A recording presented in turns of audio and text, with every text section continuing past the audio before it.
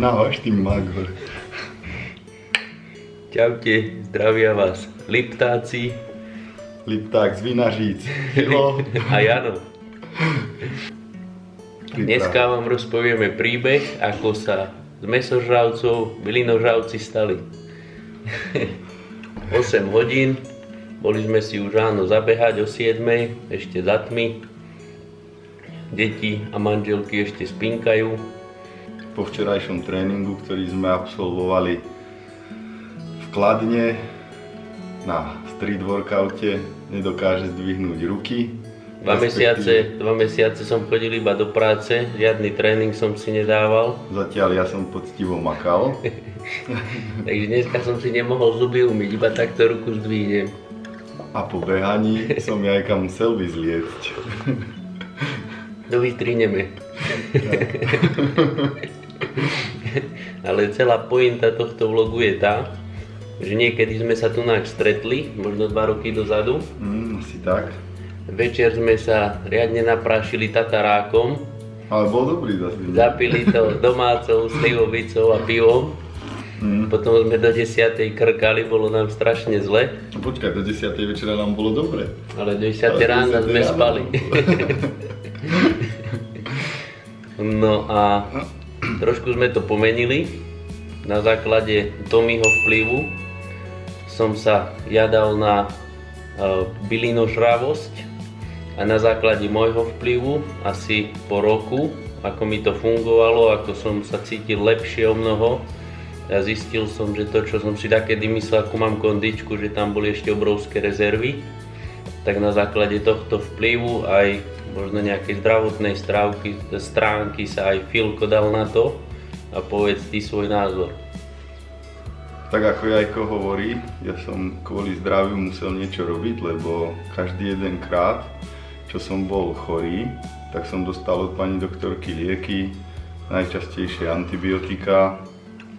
V podstate tie mi pomohli v úvodzovkách na nejaké 2 mesiace, takže ten interval sa skracoval. Nakoniec to bolo mesiac a po mesiaci zase chorý, hrdlo, kašel, soplíky, takže potom som rozmýšľal, čo s tým, a Jajko už behom toho roka, ako bol prvýkrát na vegánskej strave, mi o tom rozprával. Ja som to nehejtoval, ale som sa to snažil vyvrátiť, pretože sa mi nechcelo do toho, ale zaujímalo ma to. Takže to bola taká posledná z možností, ktorá mi mohla pomôcť. Som sa rozhodol, že do toho pôjdem, že napriek tomu, že som veľmi ľúbil mäsko ako Janko predtým, takže si to odopriem. Začnem jesť ovocie, zeleninu, ktorú som od detstva z duše neznášal. Vždycky mi to na silu rodičia dávali, takže som sa zaťal. Prvé mesiac, asi 2 mesiace boli ťažké. Hľadal som všade chuť, ktorú som poznal z 2 jediel, mäso so zemiakmi a mäso s ryžou. Takže hľadal som chuť mäsa, to som nevedel nájsť, bol som z toho smutný, ale zrazu sa to prelomilo. Začal som spoznávať nové chute, ktoré mi postupne začali veľmi chutiť, začal som ich vyhľadávať. No a tu na Kladne mám veľkú možnosť, lebo máme perfektnú vegánsku reštíku a tam chodím papávať. Takže odkedy som začal toto, tak môžem povedať, že aj keď sa na mňa začalo niečo lepiť, bol som v priebehu toho roka, teraz tomu bude rok, čo sa snažím stravovať vegánsky, tak v priebehu toho roka som bol párkrát nascípaný, ale dokázal som sa z toho dostať behom 1-2 dní. Takže určite to hodnotím veľmi pozitívne. Vďaka tomuto, spolu aj s mojou manželkou sme na tom super. Po zdravotnej stránke, po fyzickej takisto. Schudol som, vládzem, behám, cvičím. Koľko si schudol, povedz? Schudol som skoro 25 kg, a to v priebehu prvých mesiacov, potom si už váhu stále držím tú istú. Ja som po prvom šťavovom pôste, to ešte som vegánstvo neriešil, len som si chcel dať šťavový pôst.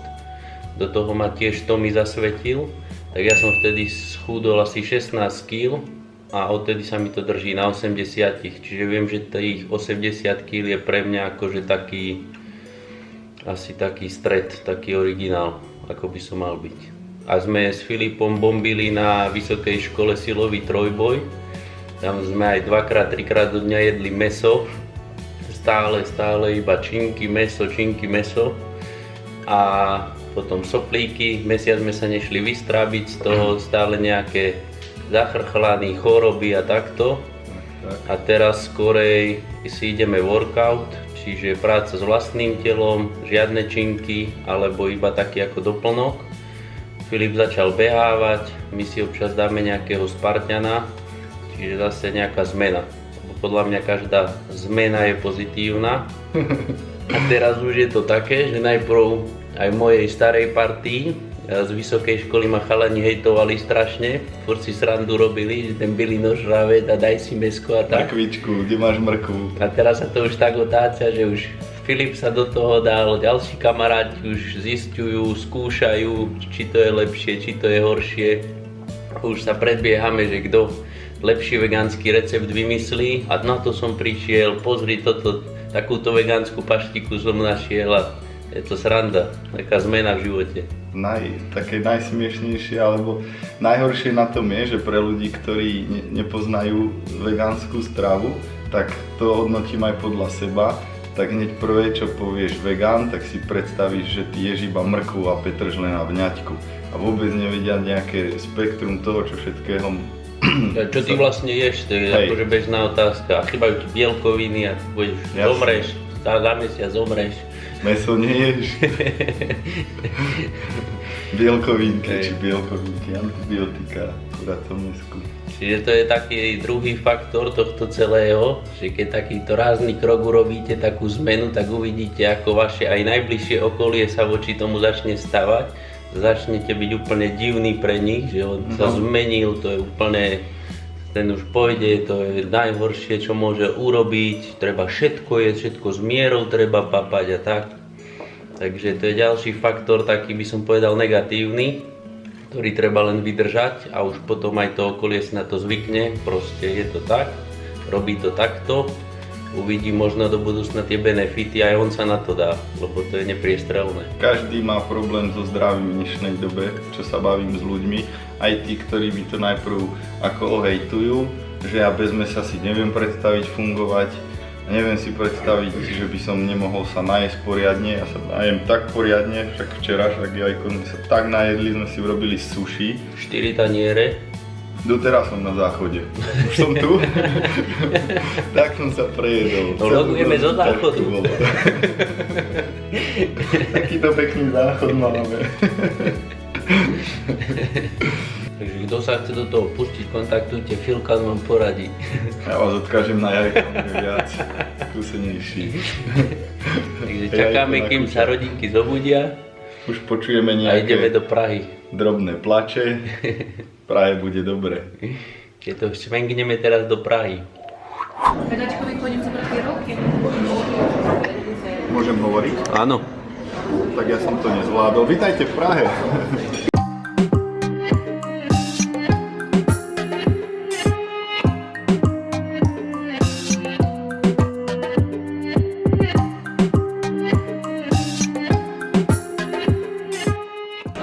Takže vyvraciame mýty, že vegáni jedia iba Nezdravo. uhorky a mrkvu. petržlen. A že čo vlastne jete? Takže tu je živý dôkaz toho, že milión vecí, milión chutí. Zotko, kde si to nájde? Jajko nestíha natáčať. Tak je to dobré, že nestíhame natáčať. Vždy začneme prvé jesť, až potom točíme. Takže toto je super koláčik, banán, šláhačka, kokonát, butter cheesecake. Všetko vegánske samozrejme. Kokonát butter cheesecake. Úžasné.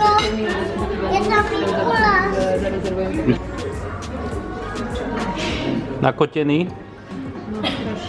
Ako je vidno na záberoch, plné brucha, spokojnosť. Už len spať.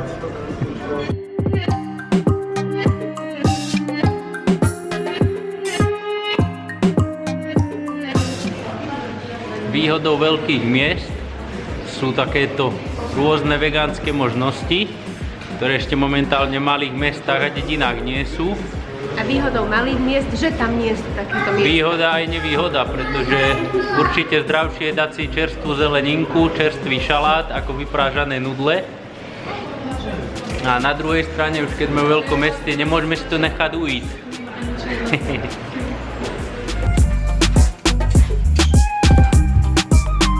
po dobrej večeri, na poprávku zázvorový šotík Poudecko. a ideme si dať dneska ovocné zeleninové šťavičky.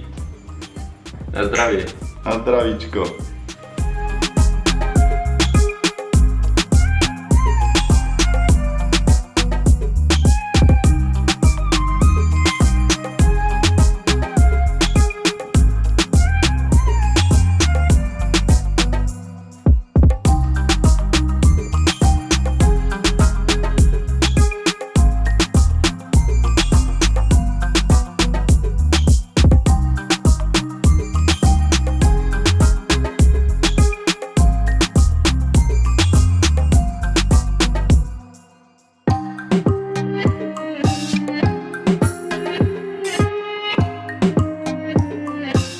Takto parkujú Pražáci.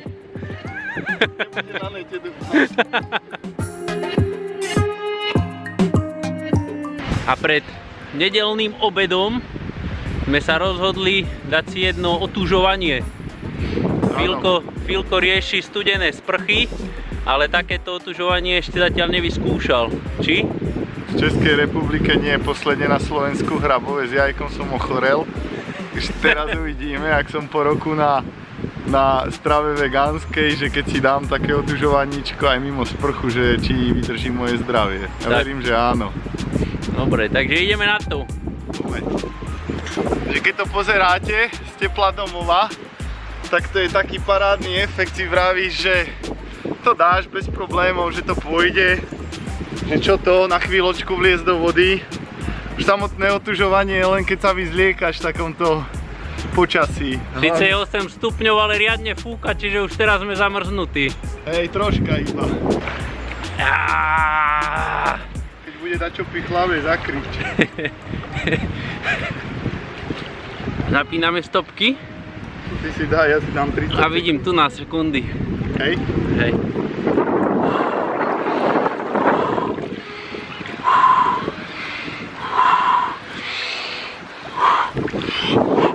Taká? Super. Super. Krče do noh. Kačičky sú v pohode. My sme tiež. Tam ti minúta píše. Takže od minúty aspoň 30 sekúnd. Najhoršie je začiatok, potom to už ide. Samo úplne. A takáto krásna panoráma okolo nás. Jajko, idem na teba sa otepliť.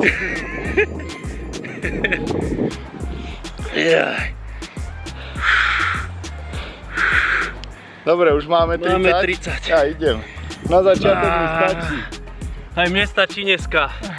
Riadna kosa. No daj. Taká zima z toho vonka, že ak som liezol do vody, tak som len o toľko to cítil ochladenie. Vôbec žiaden šok. Šok je len byť takto holý vonku. Tak. Super, paráda. Takže pravidelne zaviesť. No už, ak neochoriem, tak chodím každý týždeň, v nedele. Aj s ľudskou.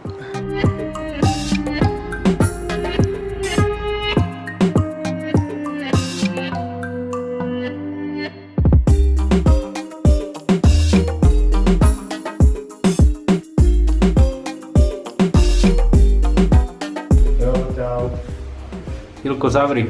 To je také efektné. Tak. Sa neleb na mňa. Tak prepáč. Celý čas. Takže túto pražskú návštevu sme ukončili workout tréningom a dúfame, že sa ti videjko Páčilo? nezabudni dať like, Follow? subscribe. Som chcel ja povedať. Koment. Nezabudni pozrieť aj staršie videjka a vidíme sa na budúce. Čaute. Čaute.